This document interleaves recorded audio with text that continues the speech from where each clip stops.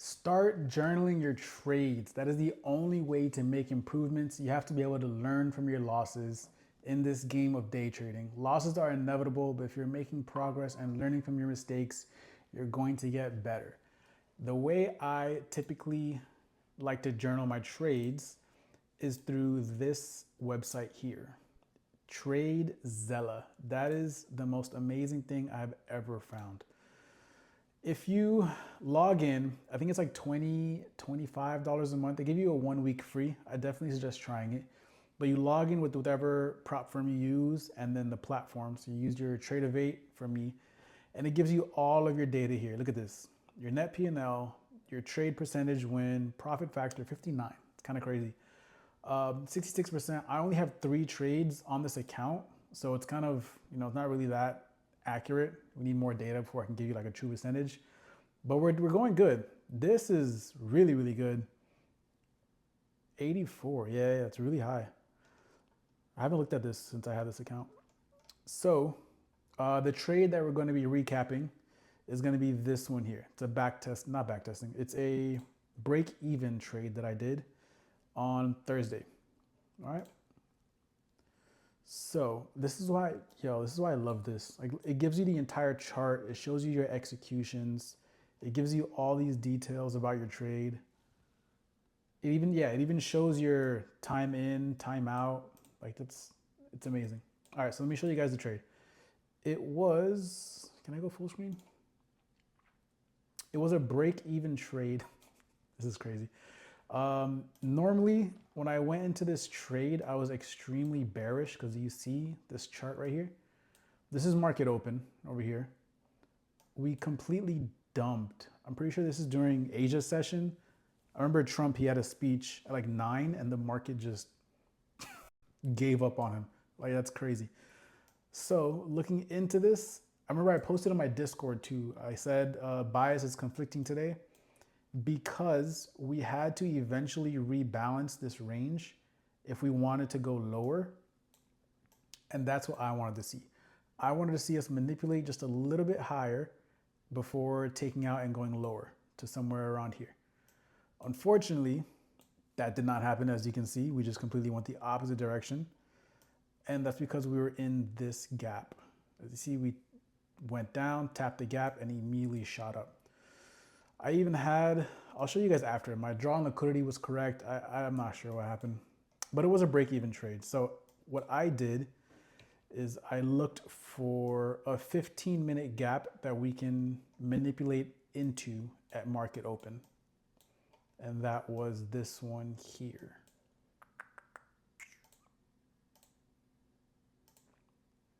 That was this one here. Boom. Do I have, yeah, perfect. That was that gap there. Send that to the back. So you can kind of see we were accumulating before market open, our manipulation up into a higher time frame gap, and I was expecting a distribution lower out of that gap to continue low. It was a 2-minute execution, so let's look at that. Yeah, look at this. Like, this is such clear PO3. Wow. Accumulation, manipulation leg up into the 15-minute gap, and then distribution. But we didn't fully distribute all the way down. So my entry was off of this 2-minute inversion right there.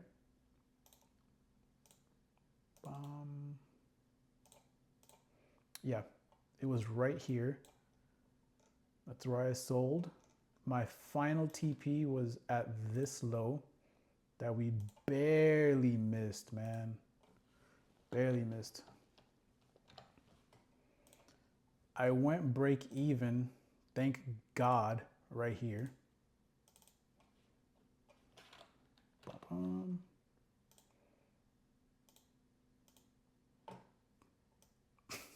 That's so funny. What did I miss that by? Like 12? That's crazy. Yeah. So as you see, I have an extra execution because I've been trying to size into my trades when I'm in profit. I've been practicing doing that, something I'm working on, and It worked out good especially if we would have hit final TP. But we just completely ripped higher. Jeez. Let me add this short position tool. I entered here. Stops when at this high. TP was right there. Cool. Dun, dun, dun. It was a 1 to 1.5, 1.15.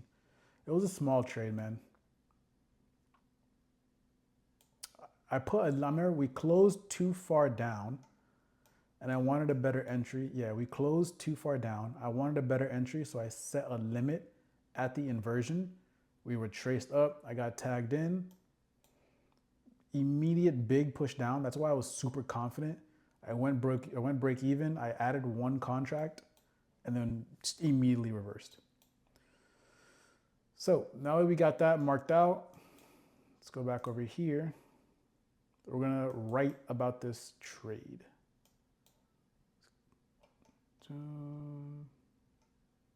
Yeah. So what we can say, how do I go down?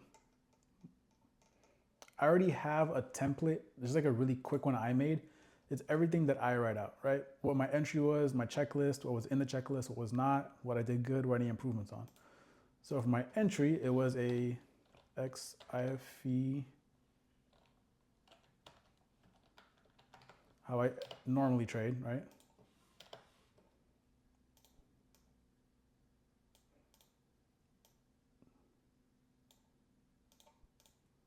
Our checklist, what we had was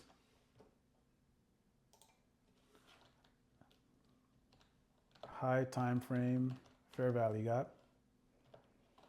We had accumulation, manipulation, and distribution. We had a 2-minute inversion. Boom. That's it. Oh, well, we'll get rid of that.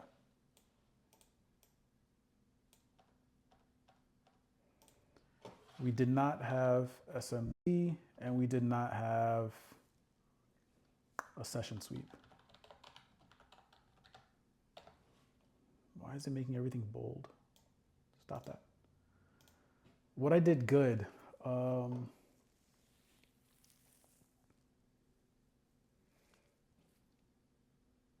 Okay. I remember I removed, it's bold again. Whatever. Removed emotions from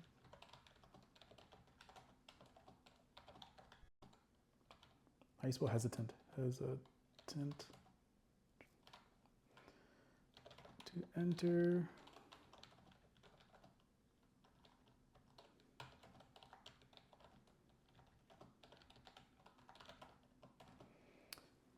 That was very good. I was hesitant to enter the trade because my original drawn liquidity was London high. Let me see if I can show you guys that. So open up TradingView. Yeah, this is the huge day that we had. Yeah. So I'll post a picture of what I said in my Discord too. But this was my original drawn liquidity. And I didn't wait. I didn't wait. I entered way too early. Okay. We're taking trade present. Oh, the sizing in.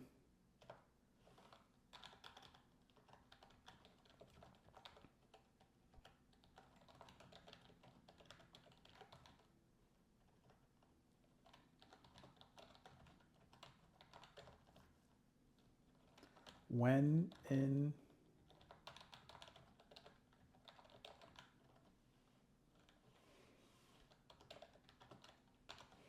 good, break even.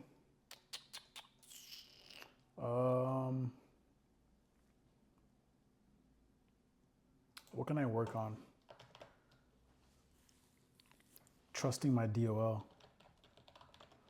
Trusting DOL. You know what? I can probably back test. I'll make a video back testing.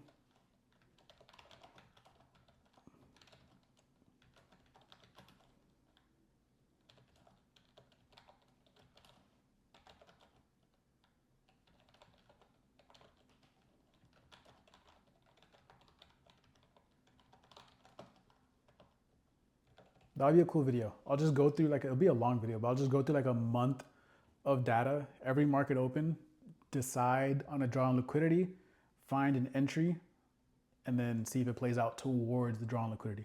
So that'll be really, really good for me. Something I need to do, because I doubt myself a lot when choosing a draw on liquidity, and I need to stop that. There has to be more confidence in that decision. So this is everything that I have, my recap. I'm trying to think if there's anything else I can add. Nah, man, that was pretty good. Boom. You can even give it a rating. I'm gonna rate it. So this is if I would do a 5-star, not even if I passed or like won the trade, but this is if my entire checklist was there. Because I was missing SMT and a session sweep, I think I'd give it like let's give it 3.5. Yeah, 3.5 is what I think so. Boom. So this is when I added, I first sold 3 contracts. We went into profit. I added another contract and then boom, reversed. So that's it. Oh, you know what I wanted to show too? After this trade, because of my rules, if I take a break-even trade, I'm allowed to do one more trade. And I saw the trade I wanted to take, but I didn't get it. I even set an order, but I didn't get tagged in for the order. It was this here.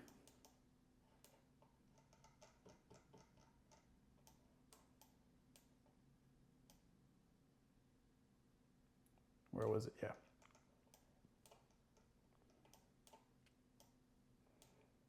Thursday, right? Yeah. Look at this here. It was this tiny 15-minute gap right here that I think, wait, no, that's not it.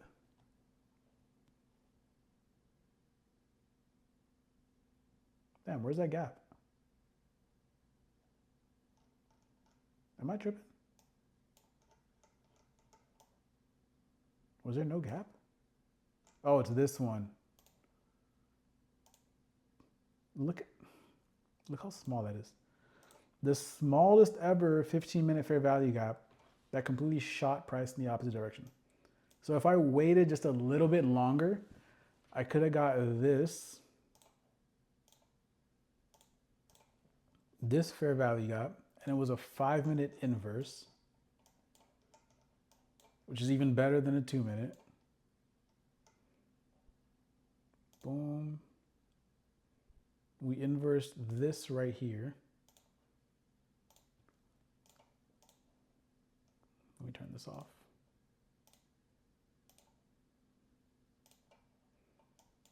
This would have been the nastiest trade ever.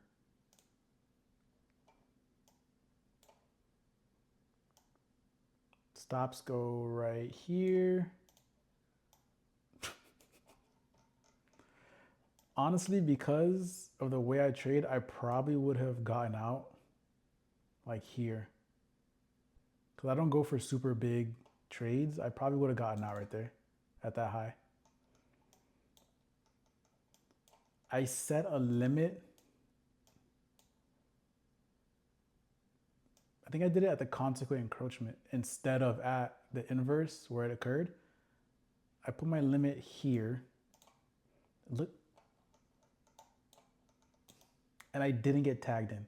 Look how close that is. I didn't get tagged in. And then price took the fuck off all the way. After seeing it go up, I was so tempted just to put a random buy in, but I'm trying to work on my emotions, trying to get better psychology. So I didn't, I just watched it go all the way up into nowhere and then just started chopping. That was like later on in the day.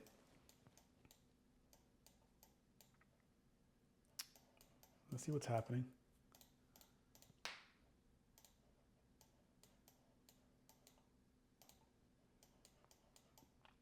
Oh yeah, this is what I had, like what I want to see price do on Monday or maybe Sunday night.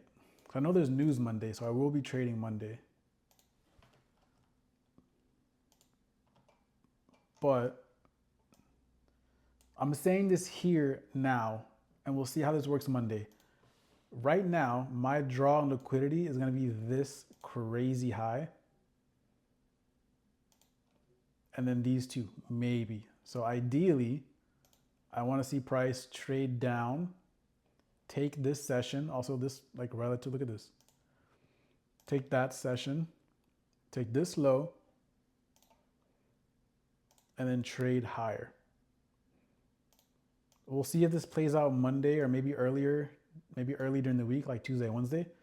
But hopefully something like this happens, because I doubt we're just going to crash back down. That would also fill, oh, this might be kind of nasty. That would also fill this gap, this 15-minute gap,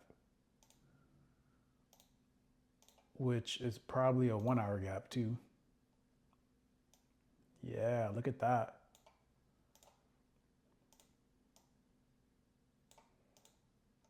That might be the play moving forward, moving from Monday, Tuesday.